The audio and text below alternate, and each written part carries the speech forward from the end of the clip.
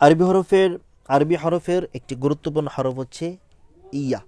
আরবি 29টা হরফের মধ্যে সর্বশেষ হরফ হচ্ছে ইয়া। ইয়া হরফটিকে আমরা অনেক ক্ষেত্রে বলার সময় ইংরেজি ইউর মতো করে বলতে পারি। ইউ যেরকম পরিপূর্ণ উচ্চারণ হয়, তো ইয়া হরফটিকেও এরকম পরিপূর্ণ উচ্চারণ হয়, ইয়া ইয়া।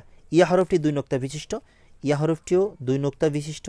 আমরা এই ইয়া হরফটিকে আমরা চেনার জন্য নিচের 2টা নোক্তাকে আমরা লক্ষ্য করবো ইনশাআল্লাহ।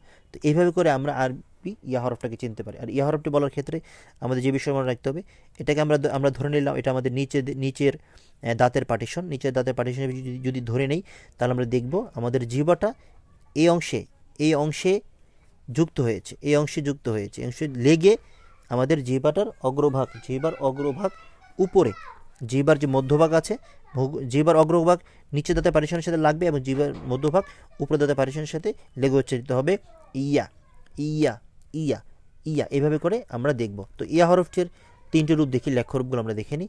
ইয়া হরফটি যখন আমরা পড়ব তখন আমরা দেখব যদি এরকম হচ্ছে,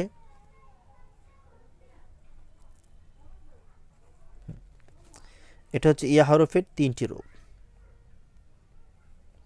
ইয়া হরফের 3টে রূপ হচ্ছে এটা, অর্থাৎ শুরুর দিকে, মধ্যখানে এবং শেষ অবস্থা।